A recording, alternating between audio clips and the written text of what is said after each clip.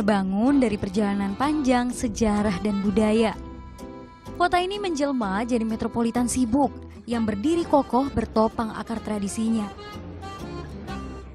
Hampir 70% kegiatan ekonomi Selandia Baru berputar di sini. Sektor pariwisata jadi salah satu roda penggeraknya. Gak heran, karena Auckland emang punya banyak destinasi yang sukses memikat travelers mancanegara. Pulau romantis yang akan kita tuju kali ini misalnya. Untuk ke sana dari pusat kota, akses utamanya lewat Auckland Ferry Terminal. Untuk berlayar menuju Pulau Waiheke. Nggak sendirian. Ada Wanti, warga negara Indonesia yang sejak tahun 2005 udah tinggal di Auckland yang akan ikut nemenin kita.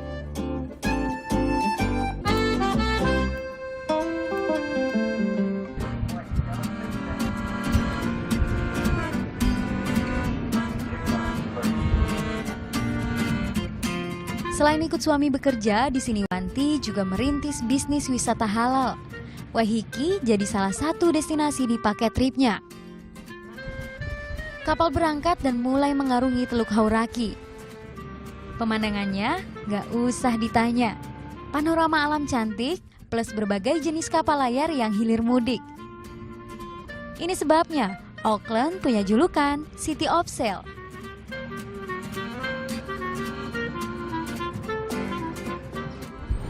Setelah 45 menit berlayar dari kota metropolitan Auckland menggunakan kapal feri, akhirnya saya sampai di Pulau Waiheke. Nah, pulau ini selain alamnya yang indah, warganya juga sangat menjaga warisan budaya lokalnya.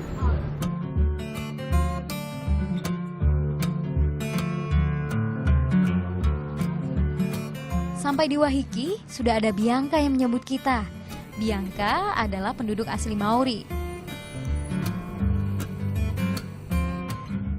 Di sepanjang jalan, Bianca banyak cerita, mulai dari apa yang ada di kiri dan kanan, juga seputar sisi lain pulau ini.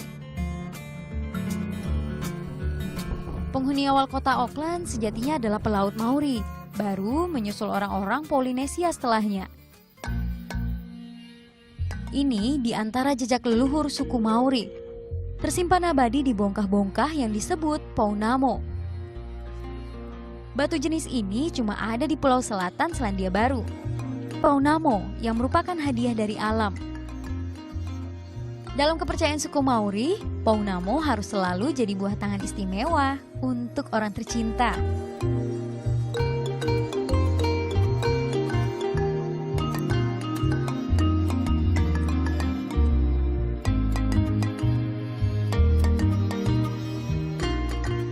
Menjelajah masuk hutan, kita akan lihat lebih banyak kekayaan suku asli ini. Kekayaan alam, pengetahuan, juga warisan budaya.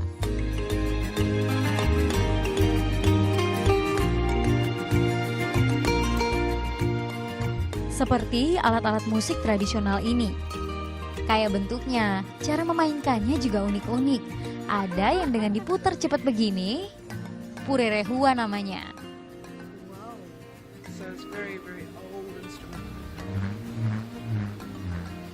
Juga ada alat musik tiup. Bunyinya khas dan menenangkan.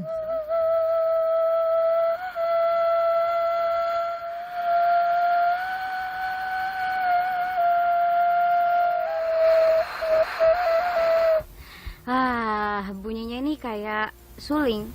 What we call? Kofai-fai. Kofai-fai. Ini kayak suling yang fungsinya bagi suku Maori for meditation. Yes. Ketika semuanya bersatu dengan alam, alat ini dibunyikan, alam akan menerimanya. Nah, karena itulah Maori sangat menjaga alam dan budayanya. Alirkan energi dan alam akan menghidupkan, gitu kata mereka. Intinya selalu menjaga dan menyatu dengan alam. Kesatuan ini prinsip hidup suku Maori, dari dulu sampai keturunannya sekarang. And so you have Maori, I have Maori, and also the trees have Maori, the rocks, the birds. Everything has an energy and a frequency and a vibration, and we're all connected. And so we're not humans and that's the environment. We're actually all part of the same thing. And so that's why it's important to us, is because we are the environment and the environment is us.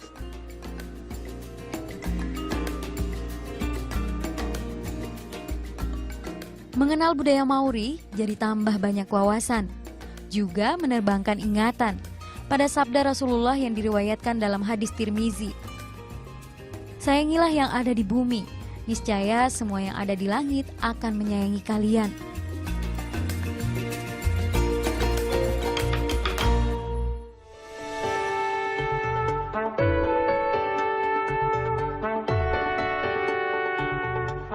Islam berkembang makin terang di Selandia Baru. Populasi muslim di negara ini dipengaruhi juga oleh perpindahan agama penduduk aslinya.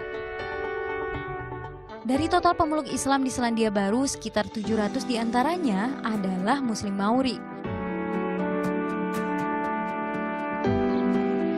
Kita ke kota yang berbatasan dengan Auckland, Hamilton. Assalamualaikum. Hangat persahabatan Musa Taukiri menyambut nggak sampai 5 kali saya mengetuk rumah mereka. Waalaikumsalam warahmatullahi wabarakatuh. Oh, how am I?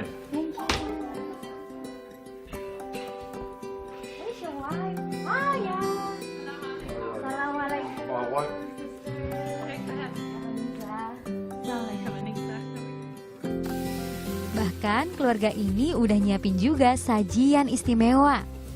Nggak afdol kalau nggak nyoba hasil bumi dan resep turun-temurun mereka katanya.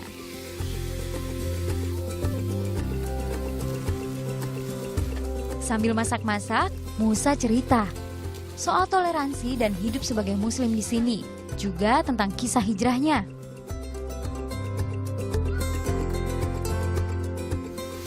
So, Musa, how was your life before you set your feet on the path of Islam?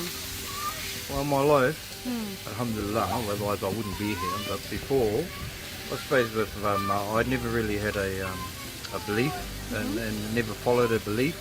So with my people, who are very spiritual, it just became part of your culture of what we did.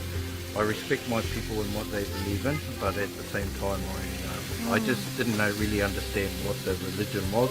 I learned more about the spirituality of Māoridom and how we are as a people. And we're very proud people.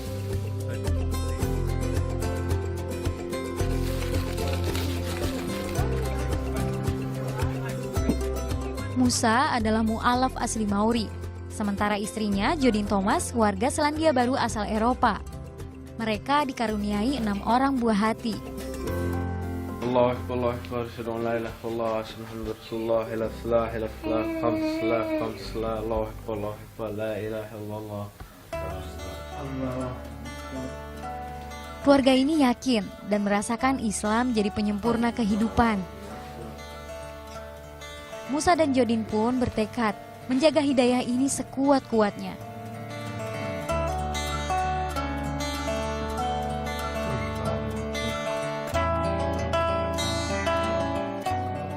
Do you have a tips or tricks you can raise your children being a good Muslim teenager in New Zealand?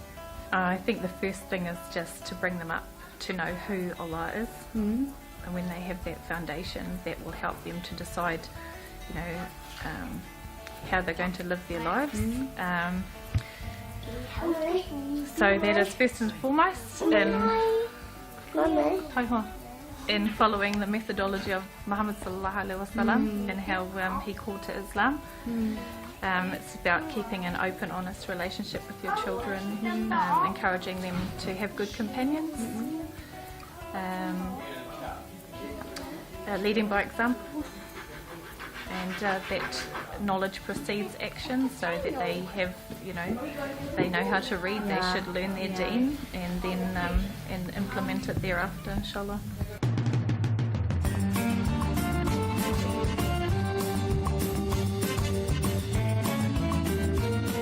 Menyusuri lebih dalam toleransi sekaligus kenapa Islam bisa subur dan berkembang di sini, kita terbang ke Wellington, kota yang jaraknya sekitar 1,5 jam perjalanan udara dari Hamilton.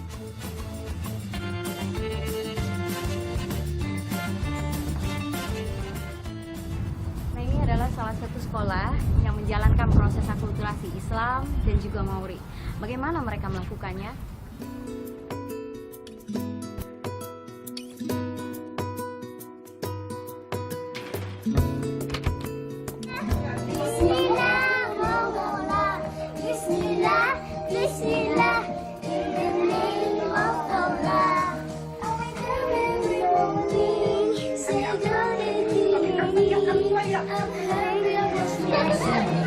Anak-anak di sini sedang berkumpul, kemudian mereka menari, mengikuti irama lagu dari nasyid.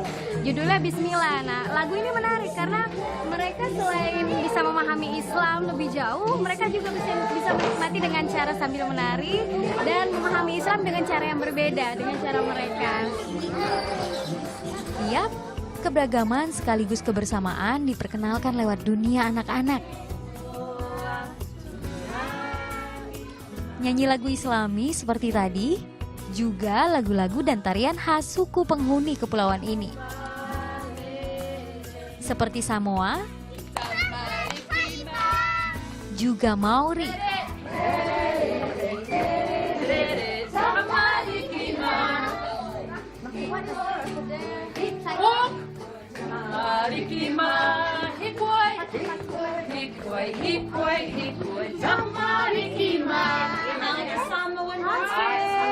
Jadi tarian tadi adalah tari paki-paki. Paki-paki salah satu tarian asli Maori yang dibawakan oleh anak-anak dengan cara mereka. Jadi mereka selain belajar mengenai Islam, juga memahami akulturasi budaya Maori.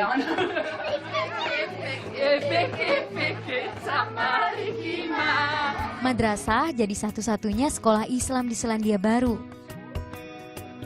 Muridnya nggak semua Muslim, nggak juga semuanya merupakan warga asli. Tapi semuanya diajarkan sama, mengerti, juga mengamalkan nilai-nilai toleransi, serta saling menghormati antar sesama. Melihat ini, saya yakin anak-anak mengerti. Untuk mengawali kegiatan dengan berdoa, Bismillah. Before we eat, we say Bismillah. juga selalu mencintai sesama.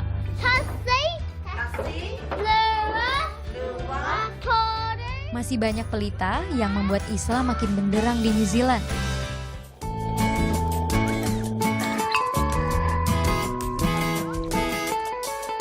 Beraktivitas di luar ruang bersama sanak famili jadi pemandangan sehari-hari sudut kota Wellington hampir setiap pagi.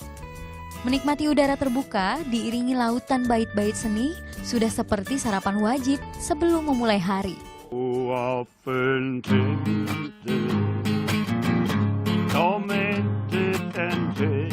Ada banyak aktivitas di area terbuka seperti ini, termasuk yang satu ini.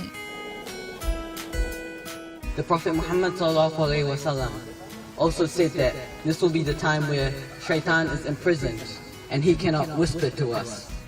Namanya Fahri Agam.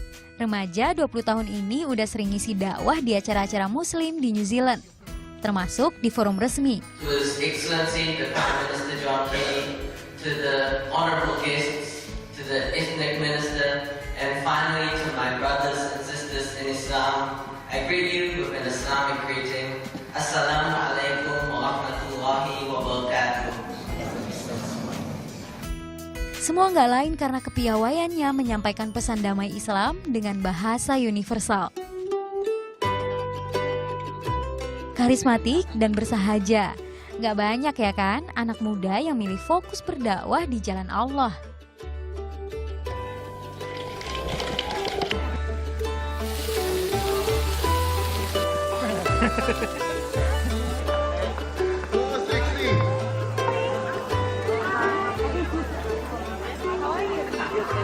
Gimana tadi acaranya Fahri?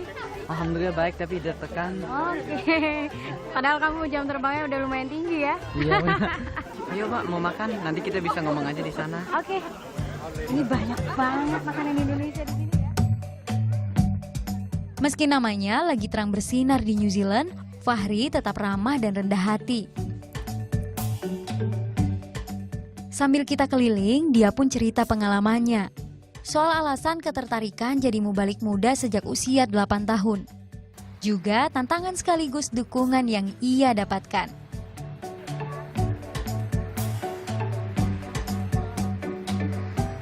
So, as a young Mubalik, have you encountered problem maybe in spreading Islam? Although the mass media likes to say otherwise, the people here are really open-minded and they're free thinking. So I get a pretty welcoming reception and a positive reception. And I think it's great that people here think that. So if you're a Muslim, you're welcome to stay here.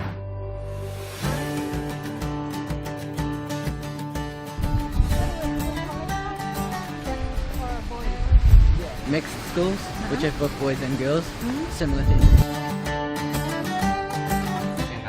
Dari pesisir, Fahri pun ngajak kita lihat-lihat berbagai sudut kota lainnya.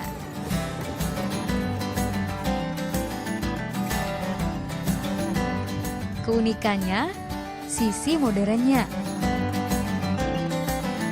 Gak ketinggalan, rona Islamnya.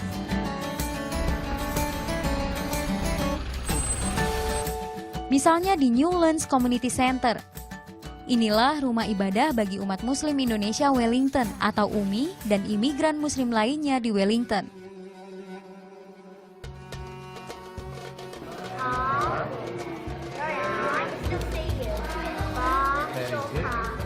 Alright, you keep practicing at home, okay? Yeah, keep practicing. Gak hanya tempat menunaikan salat, community center juga jadi tempat umat Muslim saling berbagi, saling mendalami agama. Innal ladzina amanu wa 'amilus solihati. Ashhadu an la ilaha illallah. I believe that Allah is the only God. Dan di tengah kesibukan belajar dan berdakwah, inilah kesibukan Fahri lainnya. Selalu nyempetin ngajar di Sunday School, semacam madrasah untuk mereka yang mau mengaji dan belajar ilmu tajwid.